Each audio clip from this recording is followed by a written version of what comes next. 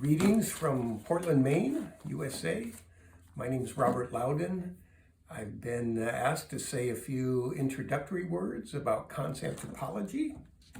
So here goes. The first point I'd like to make is that Kant's anthropological work represents a very different side of his philosophy, one that stands in sharp contrast to the critical philosophy of his three critiques. For the most part, Kantian anthropology is an empirical, popular, and pragmatic enterprise.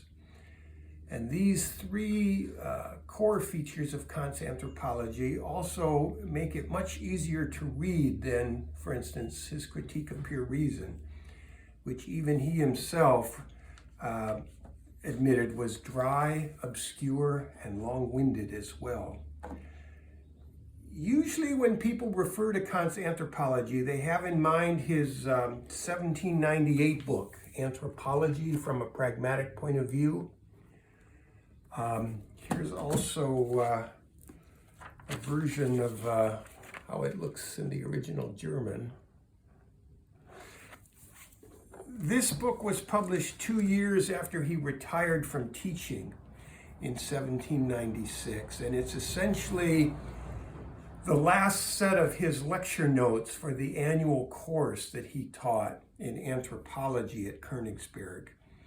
But in fact, we've also got numerous transcriptions from earlier versions of the course. These transcriptions were taken by students and auditors of the course.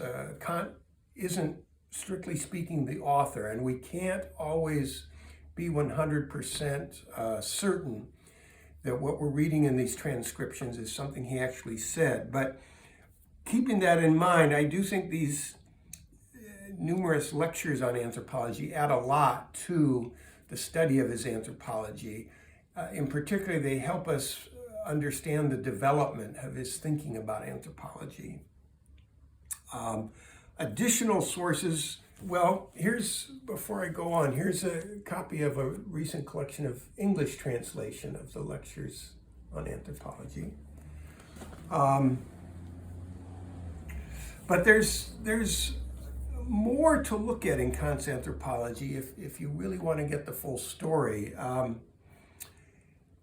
Additional sources include his own notes, or what the Germans called Reflexionen, on anthropology, as well as his own drafts for anthropology lectures that he gave in the 1770s and 80s.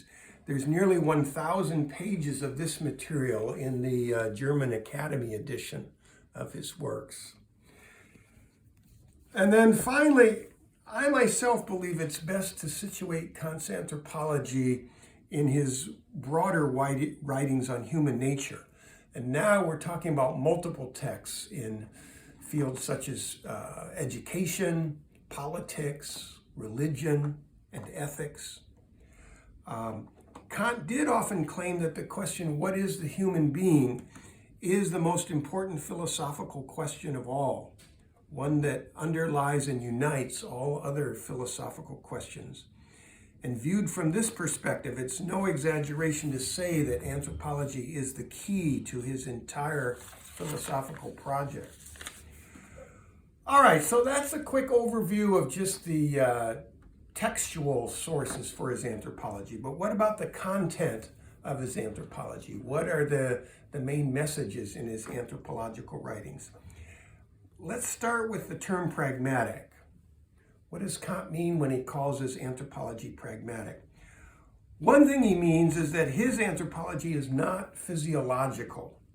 In the preface to Anthropology from a Pragmatic Point of View, he writes, "Anthropology can exist either in a physiological or a pragmatic point of view. Physiological knowledge of the human being concerns the investigation of what nature makes of the human being. Pragmatic, what he as a free acting being makes of himself or can and should make of himself." There's a lot packed into this claim, but we can gloss at least part of it by saying that Kant's anthropology stresses freedom and normativity, I'm thinking now of that phrase, what humans should make of themselves.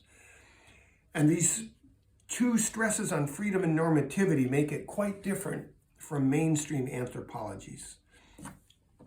Related to the pragmatic dimension of Kant's anthropology is its prudential dimension.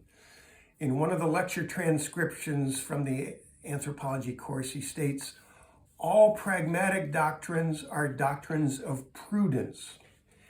And what he essentially means here is that pragmatic anthropology teaches us about human nature so that we can choose the appropriate means to happiness, our own happiness, as well as the happiness of others. And he also has a second sense of prudence that's at work here. This second sense involves learning how to skillfully interact with other human beings so that we can use each other to achieve our own goals. In another anthropology transcription, he states, anthropology teaches us how we can use human beings to our end. The rules of prudence are not taught in schools, but in knowledge of the world. Now, I said at the very beginning that Kant's anthropology, for the most part, is an empirical enterprise. For the most part. In a letter to a former student, he calls his anthropology an observation-based doctrine. But we saw a minute ago that Kant's anthropology also stresses freedom and normativity. So it can't be 100% empirical. Indeed, one contested issue that I and many other Kant scholars have argued about for years is whether we find a distinctly moral anthropology hidden inside Kant's pragmatic anthropology, as it were. I think that we do. Another core feature of the anthropology is what Kant calls cosmopolitanism. In the preface to his anthropology, he also states that anthropology is only properly called pragmatic when it contains knowledge of the human being as a citizen of the world. So here we see yet another normative dimension of his anthropology, a dimension that also includes a teleological structure. Kant's anthropology tries to teach us about human nature, but Kant also holds that it is the vocation or destiny of the human species to eventually develop into a cosmopolitan society.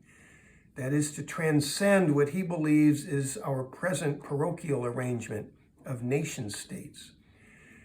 Part of the goal of Kant's anthropology is to teach humans about their collective destiny. And then the issue of popularity, which I also noted at the beginning. Kant's anthropology is unabashedly popular in orientation. And this aspect of it definitely sets it apart from the critical writings that he's most famous for. In his anthropology course, he was intentionally reacting against other 18th century anthropologists whose work he felt was merely scholastic and from which, as he puts it in one transcription, one could not obtain any enlightenment for common life. One contemporary analogy here might be a required core course or general education course that all students at a university are required to take. Kant's goal was to help prepare students for life in the real world after their university studies were over. In his anthropology, he was trying to design a new kind of course that would be useful not merely for school, but rather for life. All right, so I barely scratched the surface of a huge topic here, but hopefully I've said enough to stimulate your interest in Kant's anthropology. This is a very popular topic within Kant studies at present, and the secondary literature on Kant's anthropology has expanded greatly in recent years.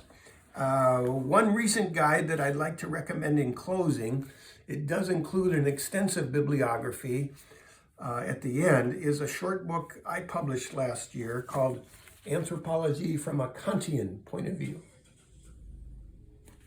Okay, thank you very much.